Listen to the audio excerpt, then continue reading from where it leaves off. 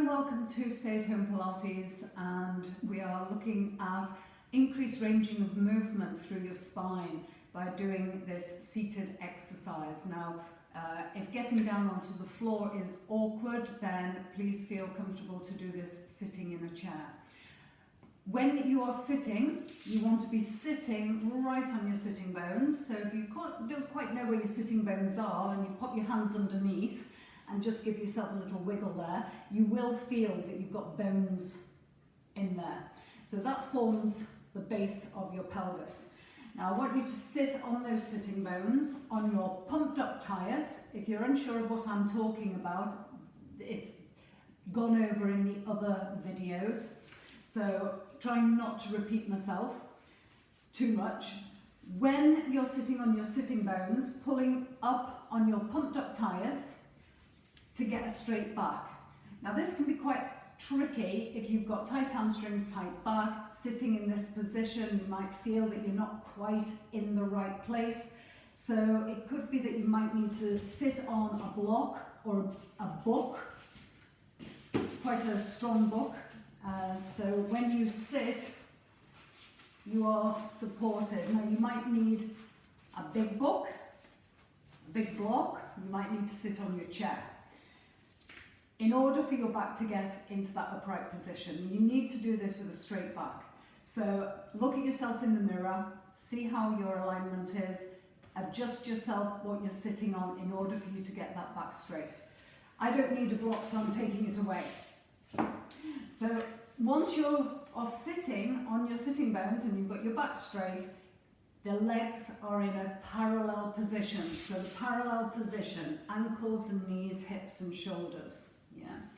Try not to sit with the legs wide for this purpose. I'd like you to have your legs in parallel or even together.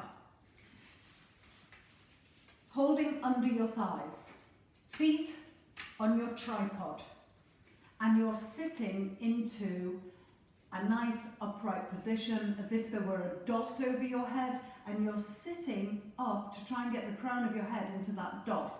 So think of a lowercase I. So the letter I, you're trying to lift yourself up into that dot. Once you've got yourself up into that dot, you're going to move your pelvis. So we're going to tip the pelvis back. So you're pulling pubic bone towards your navel, come off your sitting bones, and you're sending this part of your back. Scooping in through your tummy, and then we're lifting back onto your sitting bones up into that I again. So think of the letter J in your mind, lowercase j. So we're in the I, you tuck your tailbone under, you go into a J, but your dot is still above your head. And then you lift back up into your I position again. So if you can visualize, just lifting tall into your dot, tucking under this part of your back, pulling out, but your head is still lifting into your dot, and then come back up. Now the next part is as you go from your I into your J, I'd like you to pull the ribs back, and as you pull your ribs back, let your head just gently come forward. So you don't want it to drop, you're not sticking it forward, you're just lengthening through the back of your neck. So we create a letter C. And then you lift back up into your I. And you go from I, J, C. And back up into your I again. Now it's important that you initiate from the pelvis and you're not just collapsing into the C curve. There's a purpose of why we do this. Opening up the lumbar spine here, opening up through your thoracic, and lengthening up here into your neck, into the cervical area. So opening up every part of your spine, vertebra by vertebra. So let us sit tall again. I'd like you to send one leg out and take the opposite hand onto your knee. Take your other hand behind you, sit tall, and rotate, keeping your head lifting up into your I. Don't collapse into your J or your C, and you look around the room. Pick a point as to where you're looking and make a mental note of where you're looking. Come back to center. We recalibrate. Send the other leg out. And then we're rotating. Look around the room. Notice what you're looking at. And then come back to center. Hands under your thighs. Go from your I into your J into your C curve. Pulling the tummy in. Come back up into your I position. Send that leg out. Opposite hand across the knee. Rotate. And as you rotate, stay lifting up into that dot. Are you going a little bit further round? Hopefully, yes. And then come back round to center. Make sure you recalibrate everything up.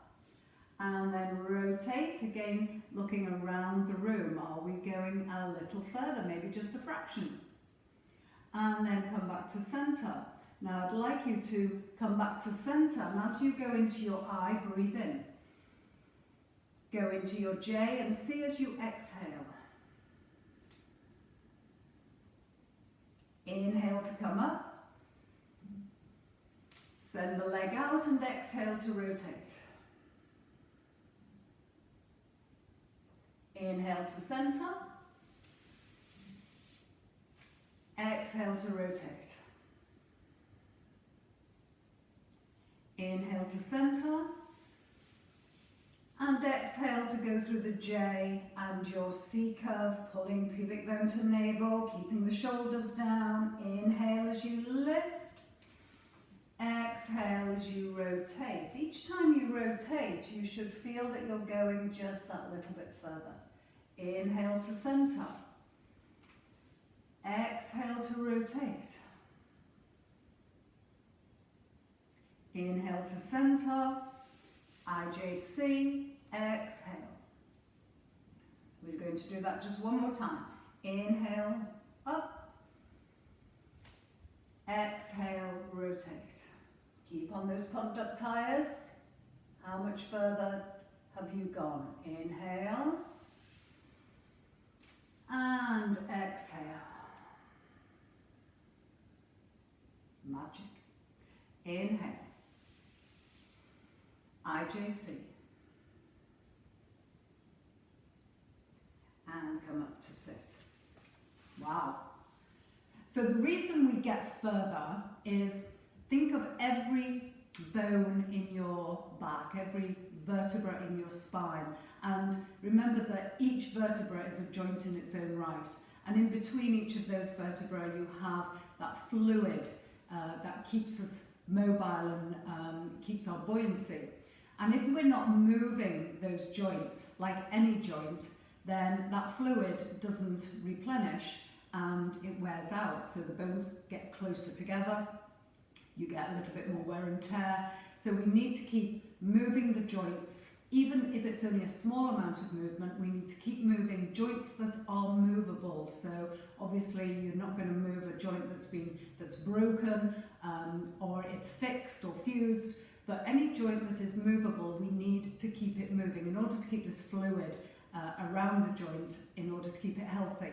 Now the reason you got further round there was every time you went into your IJC and you opened up those joints, the fluid, when you restacked back up, increased. So as it increased, it got the gap between each vertebra, it made it a little bit bigger in order for the rotation to increase. When the fluid's not there, the rotation is not going to be there. So hopefully in a simplistic way, maybe that makes you understand why it's important, first of all, to be in the right alignment before you rotate, so that we get good movement patterns and we educate the body to move well. But also why we do the C curve. It's not a collapse. You are placing the body into that shape and returning it ready for movement. and I'll see you in the next one. Keep going. Thank you.